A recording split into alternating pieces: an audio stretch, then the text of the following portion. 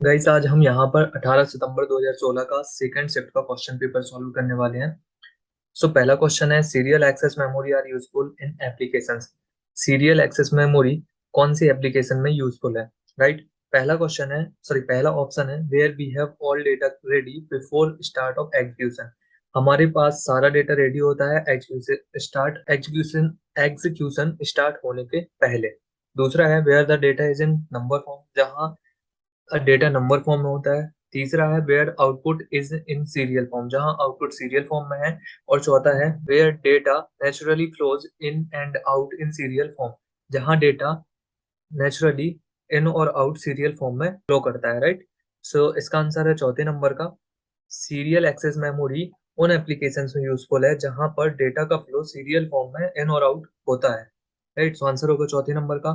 Next question है fourth generation computers were developed in. चौथी generation के कंप्यूटर्स कौन से सन से डेवलप हुए थे? पहला है 1960 से, दूसरा है लेट 1950 से, तीसरा है 1970 से और चौथा है 1990 से। सो गाइस जो फोर्थ जनरेशन आई थी 1970 के दशक से। राइट। सो इसका आंसर होगा तीसरे नंबर का। नेक्स्ट क्वेश्चन है एएलयू स्टैंड्स फॉर। एएलयू को हम पहले भी कई बार फुल फॉर्म पढ़ चुके हैं। ऑप्शन है पहला है अरिथमेटिक लॉजिक यूनिट, दूसरा है अरिथमेटिक लॉजिक यूनिट, तीसरा है एंटी लॉजिक यूनिट और चौथा है एंटी लॉजिक यूनिट्स। तो गाइस एएलयू का फुल फॉर्म होता है अरिथमेटिक लॉजिक यूनिट। आंसर होगा दूसरे नंबर का। नेक्स्ट क्वेश्चन है यूएसबी स्टैंड्स फॉर। यूएसबी का फुल फॉर्म क्या है? पहला है यूनिवर्सल सेट बस, दूसरा यूनिवर्सल सीरीज बस, तीसरा है यूनिवर्सल सीरियल बस और चौथा है यूनिवर्सल यूनिवर्सल सेक्शन बस। तो इस यूएसबी का फुल फॉर्म होता है यूनिवर्सल सीरियल बस। राइट। सो आंसर होगा तीसरे नंबर का। नेक्स्ट क्वेश्चन है विच protocol provides email facility among different host.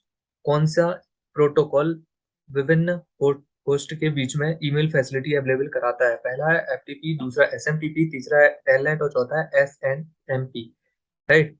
तो हमने पहले भी पढ़ा हुआ है कि ईमेल की फैसिलिटी एसएमटीपी प्रोटोकॉल अवेलेबल कराता है। राइट। एसएमटीपी का फुल फॉर्म होता है simple mail transfer protocol. Right. So answer होगा दूसरे नंबर का एसएमटीपी। नेक्स्ट क्वेश्चन है standard single sided single layer DVD holds up to. Standard single side की और single layer DVD up to कितनी क्षमता रखती है? 4.8 जीबी, 4.6 जीबी, 4.7 जीबी या फिर 4.3 जीबी? सो ये सिंगल साइड की जो डीवीडी होती है वह 4.7 जीबी तक होल्ड कर पाती है डेटा को। राइट। नेक्स्ट क्वेश्चन है a list of instruction used by a computer is called. एक इंस्ट्रक्शन की लिस्ट जो कंप्यूटर के द्वारा यूज करी जाती है वह क्या कहलाती है? पहला प्रोग्राम, दूसरा डेटा, तीसरा टेक्स्ट और चौथा है इनपुट।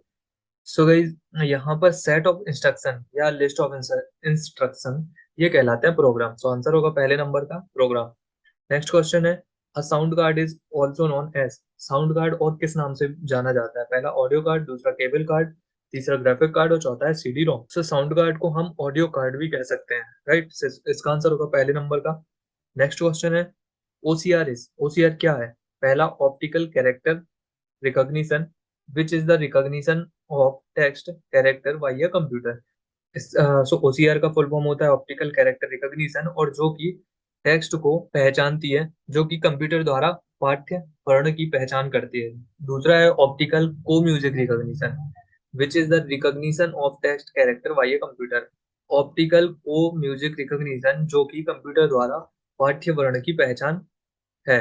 तीसरा है optical character recognition, which is the recognition of text characters by a music player. मतलब कि ऑप्टिकल कैरेक्टर रिकॉग्निशन इसका फुल फॉर्म है और जो कि म्यूजिक प्लेयर द्वारा पाठ्य वर्ण की पहचान करती है। चौथा है ऑप्टिकल को music recognition, which is the recognition of text character bye a music player. Optical को म्यूजिक रिकॉग्निशन इसका फुल फॉर्म है और जो कि म्यूजिक प्लेयर द्वारा पाठ्य वर्ण की पहचान करती है। तो यहाँ पे ओसीआर का फुल फॉर्म हमने पहले पढ़ा हुआ है। ओसीआर का फुल फॉर्म होता है ऑप्टिकल कैरेक्टर रिकॉग्निशन। यहाँ एक जो कि टेक्स्ट को रिकॉग्नाइज करती है।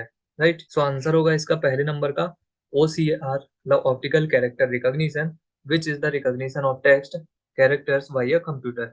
ये हमने पहले पढ़ा हुआ है। जैसे आपने देखा होगा चेक वगैरह में कुछ नंबर्स लिखे होते हैं, उन नंबर्स को मशीन के द्वारा स्कैन करी जाती है, वह होती है ओसीआर। राइट। तो इसका आंसर होगा पहले नंबर का। नेक्स्ट क्वेश्चन है which was an early main frame computer. इनमें से कौन सा एक मेन फ्रेम कंप्यूटर है, पहला यूनिक, दूसरा मिनिएक, चौथा तीसरा एनिएक और चौथा है विनिएक। पहला या फिर प्रारंभिक मेन फ्रेम कंप्यूटर इनमें से एनिएक है, राइट राइट। इसका आंसर होगा तीसरे नंबर का। नेक्स्ट क्वेश्चन है which of the following programming language does not require any program translator और इंटरप्रेटर। इनमें से कौन सी प्रोग्रामिंग लैंग्वेज है जिसे किसी भी ट्रांसलेटर की या इंटरप्रेटर की जरूरत नहीं होती है। पहला मशीन लैंग्वेज, दूसरी असेंबली लैंग्वेज, तीसरी हाई लेवल लैंग्वेज और चौथी है विजुअल लैंग्वेज। तो इस यहाँ पर विजुअल लैंग्वेज तो कोई लैंग्वेज नहीं होती है, यहाँ लैंग्वेज होती है मशीन, असेंबली और हाई लेवल लैंग्वेज, राइट। अब असेंबली लैंग्वेज हो या हाई लेवल लैंग्वेज हो, इसे असेंबली लैंग्वेज को ट्रांसलेट करने के लिए मशीन मशीन लेवल लैंग्वेज में एक असेंबलर की जरूरत होती है, और यहाँ हाई लेवल लैंग्वेज को इंटरप्रेटर या फिर कंपाइलर की जरूरत होती है। लेकिन मशीन लेवल लैंग्वेज जो होती है, मशीन लैंग्वेज, इसे ट्रांसलेट करने की जरूरत नहीं होती, डायरेक्टली इसे कंप्यूटर द्वारा समझा जा सकता है, राइट। तो इसका आंसर होगा पहले नंबर का, कि इनमें से मशीन लेवल लैंग्वेज ऐसी ऐसी लैंग्वेज है, प्रोग्रामिंग लैंग्वेज, जिसे समझने के लिए ट्रांसलेटर या इंटरप्रेटर की जरूरत नहीं होती। नेक्स्ट क्वेश्चन है which of the following memories has the fastest access speed. इनमें से कौन सी मेमोरी की सबसे फास्ट एक्सेस स्पीड होती है। पहला एस रैम की, दूसरी डी रैम की, तीसरी रोम की और चौथा है डीवीडी की। तो ये हमने यहाँ पर पढ़ी हुई है, जो सबसे पहले रैम आएगी। अब रैम में भी एस रैम, स्टैटिक रैम जो होती है, इसकी फास्टेस्ट एक्सेस स्पीड होती है, राइट। सो आंसर होगा पहले नंबर का। नेक्स्ट क्वेश्चन है blank is a type of computer program that is designed to run a computer's hardware and application. खालिस्तान एक प्रकार का कंप्यूटर प्रोग्राम है जिसे कंप्यूटर के हार्डवेयर एवं एप्लीकेशन प्रोग्राम चलाने हेतु रचित किया गया है। पहला ऑपरेटिंग सिस्टम, दूसरा सिस्टम सॉफ्टवेयर, तीसरा प्रोप्राइटरी सॉफ्टवेयर और चौथा है एप्लीकेशन सॉफ्टवेयर। तो यहाँ पर पूछा गया कि ऐसा कौन सा कंप्यूटर प्रोग्राम है जिससे कंप्यूटर के हार्डवेयर और एप्लीकेशन सॉफ्टवेयर को चलाने के लिए बनाया गया है। तो ये कहलाते हैं सिस्टम सॉफ्टवेयर, जिनके बगैर कंप्यूटर या कंप्यूटर के कंपोनेंट्स वर्क भी नहीं करेंगे, वो कहलाते हैं सिस्टम सॉफ्टवेयर। आंसर होगा दूसरे नंबर का। नेक्स्ट क्वेश्चन है computer program that takes an executable file as input and attempts to create a high level source file which can be recompiled successfully is called। एक computer program जो execution योग्य file को input के रूप में लेता है तथा उच्च स्तर का स्रोत फाइल निर्मित करने का प्रयास करता है, जिसका सफलतापूर्वक पुनः क्रमादेश अंतःकरण यानी कि रिकम्पाइलेशन किया जा सके, इसे क्या कहा जाता है। तो इस क्वेश्चन में ये पूछा गया है कि जैसे जब हाई लेवल लैंग्वेज होती है और उसे मशीन लेवल लैंग्वेज में चेंज करा जाता है, तो वो कहलाता है कंपाइल करने का काम, राइट। और अगर लो लेवल लैंग्वेज यानी कि मशीनी लैंग्वेज है, उसे हाई लेवल लैंग्वेज में चेंज करना है, तो वो कहलाता है डिकम्पाइल करना, और ये काम करता है डिकम्पाइलर, राइट। सो यहाँ आंसर होगा दूसरे नंबर का, डिकम्पाइलर, राइट। नेक्स्ट क्वेश्चन है the memory resident portion of an operating system is called. Operating system के मेमोरी रेसिडेंट भाग को खालिस्तान कहा जाता है। पहला फोल्डर, दूसरे का सीमोस, तीसरा हार्ड डिस्क और चौथा है कर्नेल। सो इस जो ऑपरेटिंग सिस्टम का रेसिडेंट एरिया होता है वो कहलाता है कर्नेल, राइट। सो आंसर होगा चौथे नंबर का कर्नेल। नेक्स्ट क्वेश्चन है which of these is not a high level computer language. इनमें से कौन सी हाई लेवल कंप्यूटर लैंग्वेज नहीं है। पहला मशीन लैंग्वेज, दूसरा कोबोल, तीसरा सी एंड सी प्लस प्लस और चौथा है फोर्ट्रान।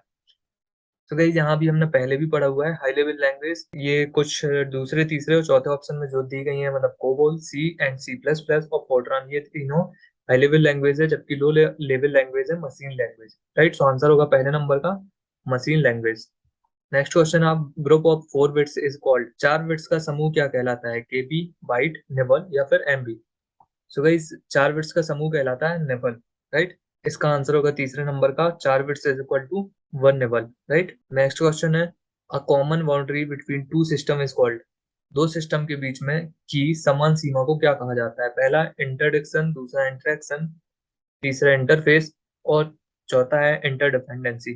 गाइस दो सिस्टम के बीच की जो समान सीमा होती है उसे कहा जाता है इंटरफेस, राइट। आंसर होगा तीसरे नंबर का इंटरफेस। नेक्स्ट क्वेश्चन है Windows 7 blank edition contains the same feature as Windows 7 Enterprise, but unlike the Enterprise edition, it is available to home users on an individual license base। Windows 7 Khalistan संस्करण में वही समान विशेषताएं होती हैं जो विंडोज 7 एंटरप्राइज में विद्यमान है, परंतु एंटरप्राइज संस्करण के विपरीत यह वैयक्तिक लाइसेंस आधार पर घर के उपयोगकर्ता के लिए उपलब्ध होता है। तो गाइस विंडोज 7 जो एंटरप्राइज होता है, और विंडोज 7 एक एडिशन और होता है जो जिसमें फीचर तो सेम होता है, पर एंटरप्राइज का यूज करा जाता है एंटरप्राइज एडिशन के तौर पे। पर इनमें से कौन सा वो ऑप्शन है या कौन सा एडिशन है जिसका घर में इंडिविजुअल लाइसेंस के बेसिस पर यूज करा जाता है? पहला प्रोफेशनल, दूसरा होम बेसिक, तीसरा है अल्टीमेट और चौथा है होम प्रीमियम। तो गाइस यहाँ पर विंडोज 7 अल्टीमेट एडिशन का यूज करा जाता है घरों पर इंडिविजुअली लाइसेंस के तौर पर। राइट, सो आंसर होगा तीसरे नंबर का। नेक्स्ट क्वेश्चन है, every computer connected to an intranet must have a distinct. Internet से जुड़े प्रत्येक कंप्यूटर में विशिष्ट खालिस्तान होता है। पहला फायरवॉल, दूसरा प्रॉक्सी सर्वर, तीसरा डोमेन नेम और चौथा है आईपी एड्रेस। सो गाइस कोई भी कंप्यूटर इंटरनेट से जुड़ा हो या इंट्रानेट से जुड़ा हो, उसका हर एक कंप्यूटर का, हर एक डिवाइस का खुद का आईपी एड्रेस होता है। सो इसका आंसर होगा चौथे नंबर का आईपी एड्रेस। नेक्स्ट क्वेश्चन है, which of the following is the default file system of Windows NT family? Start with Windows NT 3.1। निम्नलिखित में से कौन सा विकल्प विंडोज एनटी 3.1 से शुरू करते हुए विंडोज एनटी परिवार का डिफॉल्ट फाइल सिस्टम है? पहला है एफएटी, दूसरा है एनटीएफएस, तीसरा है एक्सएफएटी और चौथा है एचएफएस। तो गाइस यहाँ पर इसका आंसर होगा एनटीएफएस, जो विंडोज एनटी 3.1 से शुरू होते हुए विंडोज एनटी का परिवार का डिफॉल्ट फाइल सिस्टम है एनटीएफएस। एनटीएफएस का फुल फॉर्म हमने पढ़ा हुआ है, new technology file system. Right, इसका आंसर होगा दूसरे नंबर का। नेक्स्ट क्वेश्चन है, computer program that converts an entire programme into machine language is called. Computer program जो संपूर्ण प्रोग्राम को मशीन भाषा में परिवर्तित कर देता है उसे खालिस्तान कहा जाता है। तो ये जब भी हम लैंग्वेज ट्रांसलेटर पढ़ेंगे उसमें आपको काफी कुछ सीखने को मिलेगा कि लैंग्वेज ट्रांसलेटर होते क्या है, वो काम कैसे करते हैं। राइट, यहाँ पे हम डायरेक्ट आंसर की तरफ बढ़ेंगे। यहाँ पूछा गया है कि ऐसा कौन सा कंप्यूटर प्रोग्राम है जो सोर्स कोड को या पूरे प्रोग्राम को एक बार में मशीन लेवल लैंग्वेज में चेंज कर देता है? पहला कमांडर, दूसरा सिमुलेटर, तीसरा कंपाइलर और चौथा है इंटरप्रेटर। सो गाइस कंपाइलर एक ऐसा प्रोग्राम होता है जो पूरे कोड को एक बार में मशीन लेवल लैंग्वेज में चेंज कर देता है। राइट, सो आंसर होगा तीसरे नंबर का। नेक्स्ट क्वेश्चन है, disk cleanup utility is used to. Disk cleanup utility का यूज काय के लिए किया जाता है? पहला है erase unnecessary files from disk drive से अननेसेसरी फाइल्स को हटाने के लिए। दूसरा, create temporary files into disk drive में टेम्पररी फाइल्स को क्रिएट करने के लिए। तीसरा, फॉर्मेट डिस्क ड्राइव को फॉर्मेट करने के लिए और चौथा है फॉर्मेट फ्लैश ड्राइव को फॉर्मेट करने के लिए। तो इस डिस्क क्लीनअप का यूज करा जाता है अननेसेसरी फाइल्स को डिस्क ड्राइव से हटाने के लिए। तो आंसर होगा इसका पहले नंबर का erase unnecessary files from disk drive. Right, next question है, which of the following commands is required to reboot the computer? Computer को रिबूट करने के लिए इनमें से कौन सा शॉर्टकट की हमें यूज करना होता है? पहला, control plus alt plus delete, दूसरा control plus alt plus tab और तीसरा है control plus alt plus shift और चौथा है control plus shift plus delete. Right, so guys जब भी हमें कंप्यूटर को रिबूट करना होता है तो हम उसके लिए control plus alt plus delete, मतलब कि पहला ऑप्शन है control plus alt plus delete, इसका यूज कर सकते हैं। इसके अलावा एक और कॉम्बिनेशन होता है control plus shift plus escape की। इन तीनों की कॉम्बिनेशन से भी हम कंप्यूटर को रिबूट कर सकते हैं। राइट, सो इसका आंसर होगा पहले नंबर का। नेक्स्ट क्वेश्चन है, special type of virus which फिल्स up computer system with self replicating information closing the system so that its operation are slowed or stopped is called as। Virus virus का एक ऐसा प्रकार जो computer system को स्वयं ही प्रतिकृति बनाने की सूचना से भर देता है, जिसमें सिस्टम बाधित हो ताकि उसका संचालन धीमा हो जाए अथवा रुक जाए, उसको खालिस्तान कहते हैं। तो इस क्वेश्चन में पूछा गया है, यह कौन से प्रकार का स्पेशल वायरस है जो कंप्यूटर में खुद की कॉपी क्रिएट करता जाता है और सिस्टम के कामों को बाधित करता है, मतलब कि या तो काम को रोक देगा या फिर उसको स्लो कर देगा। तो ऑप्शन है पहला फायरवॉल, दूसरा की स्ट्रोक, तीसरा वॉर्म और चौथा है ज़ॉम्बी। सो गाइस वॉर्म होते हैं जो अपनी खुद की कॉपी क्रिएट करते हैं और सिस्टम को प्रोसेस को स्लो करते हैं या तो फिर बाधित ही करते हैं। राइट, सो आंसर होगा तीसरे नंबर का वॉर्म। नेक्स्ट क्वेश्चन है, वायरस स्टैंड्स फॉर। वायरस का फुल फॉर्म क्या है? पहला है vital information region under siege, दूसरा vital information resource under siege, तीसरा है vital information resource under system, चौथा है virus information resource under siege. Right, so guys virus का फुल फॉर्म होता है vital information resource under siege, answer होगा दूसरे नंबर का। नेक्स्ट क्वेश्चन है, which type of attack uses software to try thousands of common words sequentially in an attempt to gain unauthorized access to या users account? किस प्रकार के आक्रमण में अन्य प्रयोगकर्ता के खाते में अनाधिकृत प्रवेश प्राप्त करने हेतु क्रमिक रूप से हजारों सामान्य शब्दों का प्रयोग हेतु सॉफ्टवेयर का उपयोग किया जाता है। इस क्वेश्चन क्वेश्चन में पूछा गया है कि अगर किसी दूसरे के सिस्टम में अनऑथराइज एक्सेस करने के लिए सिक्वेंसली हजारों सामान्य शब्दों का प्रयोग करा जाता है ताकि उसमें अनऑथराइज एक्सेस करा जा सके। पहला है डिनाइल ऑफ सर्विस, दूसरा है पासवर्ड, तीसरा है डिक्शनरी और चौथा है वायरस। सो गाइस, जब भी हम हैकर्स होते हैं और वो अनऑथराइज एक्सेस करते हैं तो किसी दूसरे के सिस्टम में, और जिसके लिए वह हजारों कॉमन वर्ड्स का यूज करते हैं, वो कहलाता है डिक्शनरी। यह अटैक का टाइप है और अटैक डिक्शनरी अटैक कहलाता है, जिसमें अनऑथोराइज एक्सेस करने के लिए मतलब किसी दूसरे के सिस्टम को हैक करने के लिए वह नॉर्मली हजारों शब्दों का प्रयोग करता है। राइट, आंसर होगा तीसरे नंबर का। नेक्स्ट क्वेश्चन है, which of the following is the class A IP address? इनमें से कौन सा क्लास ए का आईपी एड्रेस है गाइस? अब आईपी एड्रेस कौन कौन से होते हैं मतलब कैसे पहचाना जा सकता है, ये आपको किसी दूसरी वीडियो में, पर्टिकुलर वीडियो में मिल जाएगा, और जब भी वो वीडियो अपलोड होती है तो उसकी लिंक आपको इसी वीडियो के डिस्क्रिप्शन में मिल जाएगी। सो यहाँ पर मैं डायरेक्टली आंसर की ओर बढ़ता हूँ। इसका आंसर है 120.255.10.1। राइट, क्लास ए का आईपी एड्रेस है। नेक्स्ट क्वेश्चन है, the process of removing unwanted part of an image is called? किसी भी इमेज का अनवांटेड पार्ट को हटाने की प्रोसेस क्या कहलाती है? पहला रिमूविंग, दूसरा क्लिपिंग, तीसरा बॉर्डरिंग और चौथा है क्रॉपिंग। तो गाइस, जब भी किसी इमेज में से हमें अननेसेसरी पार्ट्स हटाना होता है तो उसके लिए हम क्रॉप करते हैं। राइट, सो आंसर होगा क्रॉपिंग, चौथी नंबर का। नेक्स्ट क्वेश्चन है, program such as Internet Explorer that serve as navigable windows into the web are called? Internet Explorer जैसे प्रोग्राम जो वेब में मार्गक्रमण विंडोज मतलब नेविगेबल विंडोज के रूप में सेवा प्रदान करते हैं, उन्हें खालिस्तान कहा जाता है। इंटरनेट एक्सप्लोरर की तरह प्रोग्राम या सॉफ्टवेयर जो विंडोज में या वेब में विंडोज के लिए नेविगेबल के तौर पर सर्व करते हैं, वो क्या कहलाते हैं? पहला हाइपरटेक्स्ट, दूसरा नेटवर्क, तीसरा इंटरनेट और चौथा है वेब ब्राउजर। तो इस इंटरनेट एक्सप्लोरर एक वेब ब्राउजर होगा। आंसर होगा चौथे नंबर का, वेब ब्राउजर। Next question है, the value of Excel expression is equal to sum bracket 3 into 6 divided by 3 plus 0 minus 4 is। पिछले क्वेश्चन पेपर में भी पढ़ा था कि यहाँ पर अगर कुछ फंक्शन दिया हो क्या हो और उसके अंदर ब्रैकेट में कुछ हमें सॉल्व करने के लिए दिया गया हो, तो वहां हमें नॉर्मली जैसे हम सॉल्व करते हैं डिवाइड मल्टीप्लाई प्लस माइनस, वैसे ही सॉल्व करना है। देन उसके बाद जो फंक्शन है उसके हिसाब से हमें वर्क करना है। सो यहाँ पर 3 into 6 डिवाइडेड बाई 3, तो हम 6 को 3 से डिवाइड करेंगे 2 आएगा, फिर मल्टीप्लाई 3 into 2 प्लस 0 - 4। सो 3 2 6 प्लस 0, तो 6 प्लस 0 मतलब 6 ही रहेगा, -4 मतलब 2 आएगा। राइट, और सम है तो अब उसके अंदर और कोई फंक्शन तो ऐसा है नहीं, सो सम मतलब जो 2 का सम यानी कि 2 ही होगा, मतलब आंसर होगा इसका दूसरे नंबर का, सॉरी पहले नंबर का 2। राइट, नेक्स्ट क्वेश्चन है, which of the following keyword shortcut can be used to permanently delete files from the computer? यदि हमें कंप्यूटर से स्थायी रूप से मतलब परमानेंटली डिलीट करना है फाइल्स को, तो हम इनमें से कौन सी की कॉम्बिनेशन का यूज करेंगे? पहला कंट्रोल प्लस डिलीट, दूसरा डिलीट, तीसरा अल्ट प्लस डिलीट, चौथा है शिफ्ट प्लस डिलीट। सो गाइस, जब भी हमें कंप्यूटर से कोई फाइल डिलीट करनी होती है, और अगर हम नॉर्मली फाइल को डिलीट करते हैं तो वो पहले जाएगी रिसाइकिल बिन में, देन हम वहां से डिलीट करेंगे, तभी वह हमारे सिस्टम से परमानेंटली डिलीट होगी। लेकिन हमें अगर परमानेंटली डिलीट करनी है फाइल की, वो रिसाइकिल बिन में ना जाए और डायरेक्टली कंप्यूटर से हट जाए, तो उसके लिए हम करते हैं shift plus delete button. Right, तो शिफ्ट प्लस डिलीट करने से फाइल कंप्यूटर से या सिस्टम से, आपके डिवाइस से डायरेक्टली परमानेंटली डिलीट ही हो जाएगी, वह रिसाइकिल बिन में नहीं जाएगी। राइट, तो आंसर होगा चौथे नंबर का। नेक्स्ट क्वेश्चन है, when a computer is left idle for a specified time period of time blank gets activated?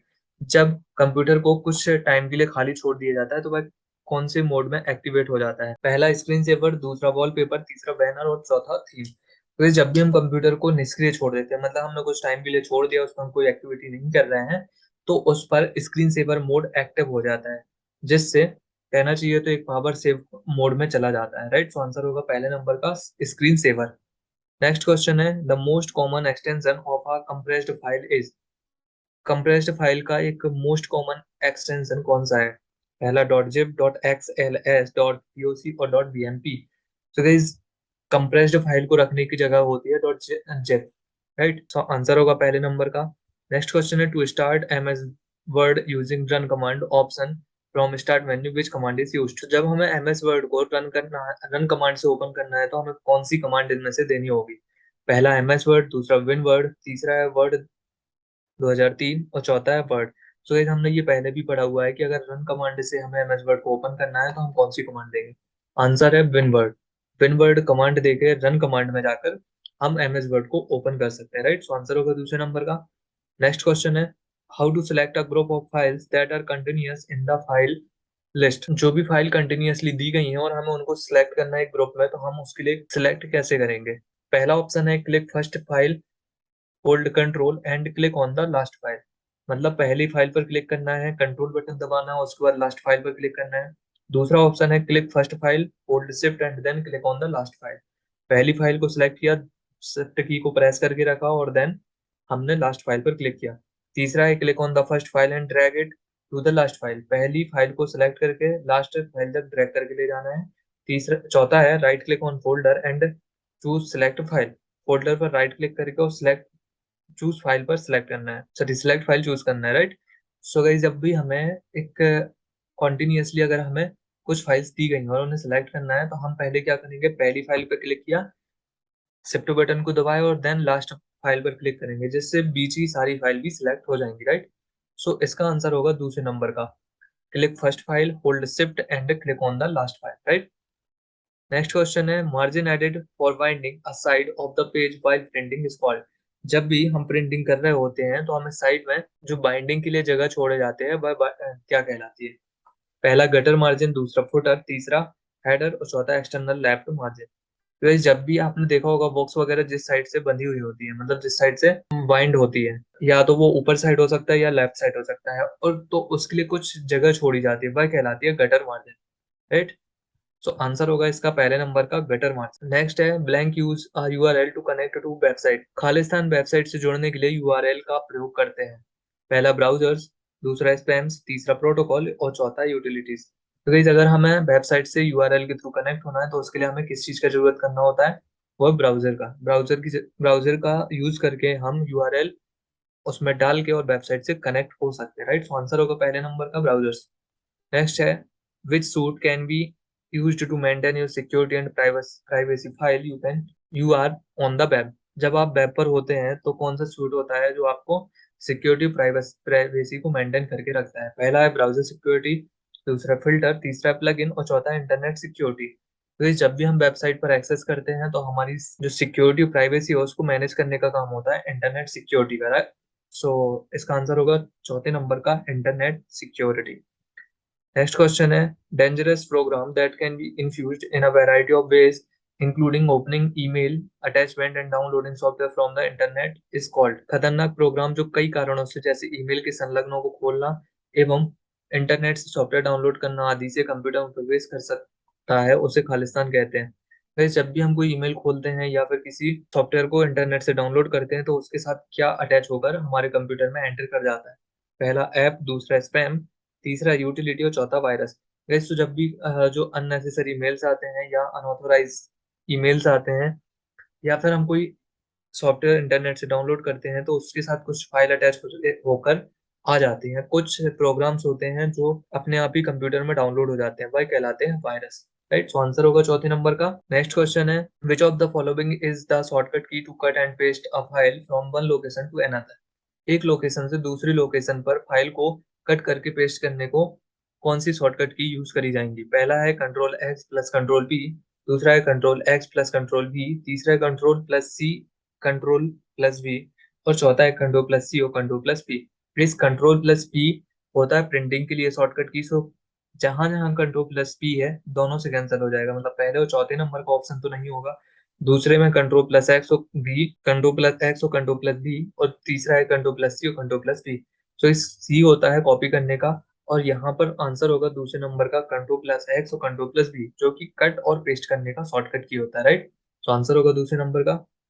Next question है which of the following is the shortcut key to close an active application window. एक active application window है उसे close करने का shortcut की इनमें से कौन सा होगा?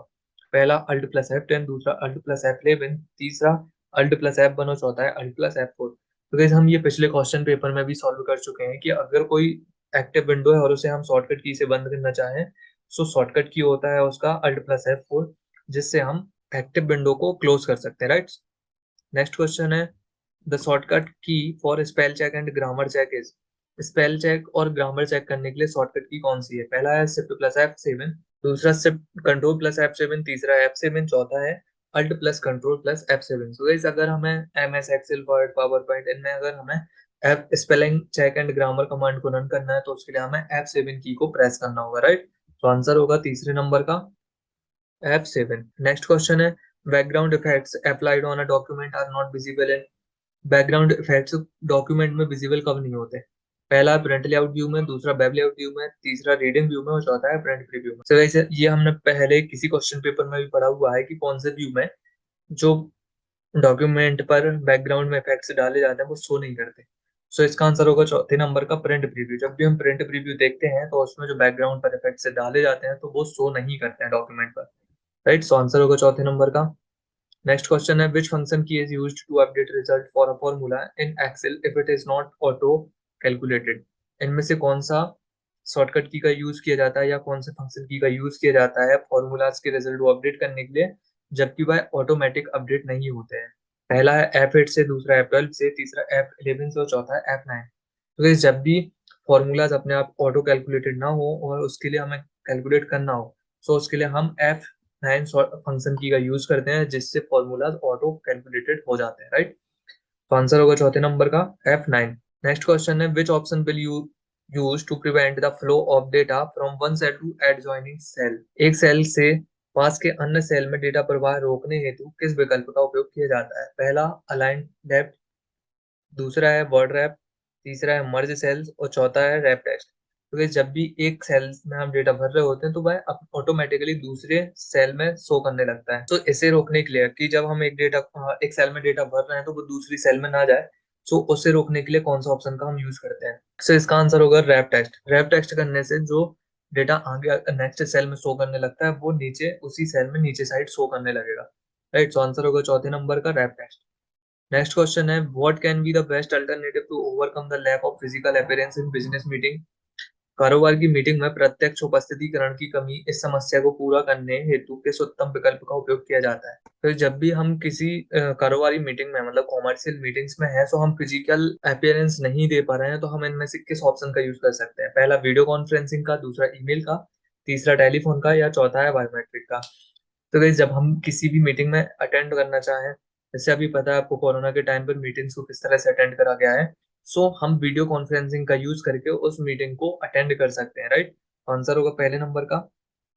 नेक्स्ट क्वेश्चन है in Excel to prevent the first row and first column from hiding while you scroll you can use.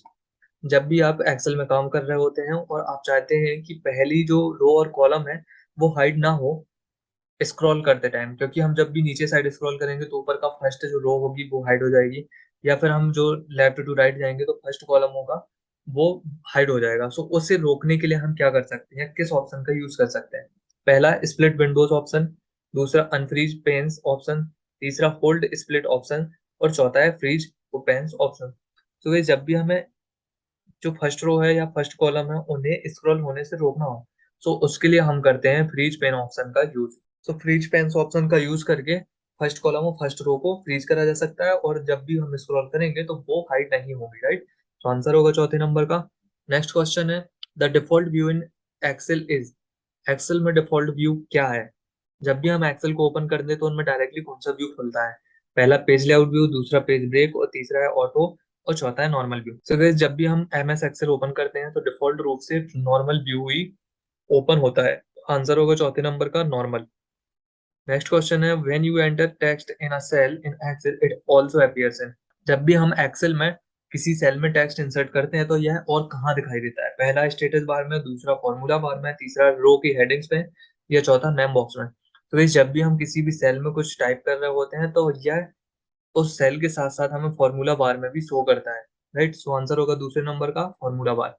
Next question है control plus enter will add a blank. जब भी हम कंट्रोल प्लस एंटर प्रेस करेंगे किसी document में तो उसमें क्या ऐड हो जाएगा? पहला सेक्शन ब्रेक, दूसरा मैनुअल पेज ब्रेक, तीसरा है लाइन ब्रेक और चौथा है न्यू लाइन। सो गाइस जब भी हम कंट्रोल प्लस एंटर करते हैं तो उसमें हम एक पेज ब्रेक ऐड कर देते हैं, राइट। सो आंसर होगा इसका दूसरे नंबर का manual page break. Next question है which of the following functions is used to find the positive square root of a number. हम किस फंक्शन का यूज करेंगे पॉजिटिव स्क्वायर रूट ढूंढने के लिए। राइट, पहला है SQRT, दूसरा है ABS, तीसरा है रूट, चौथा है स्क्वायर रूट।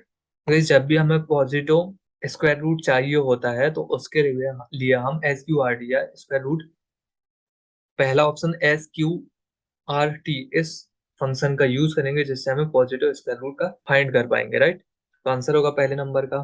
गाइज यहाँ पर 18 सितंबर 2016 के सेकंड शिफ्ट के हमारे सारे क्वेश्चन पेपर हो चुके हैं।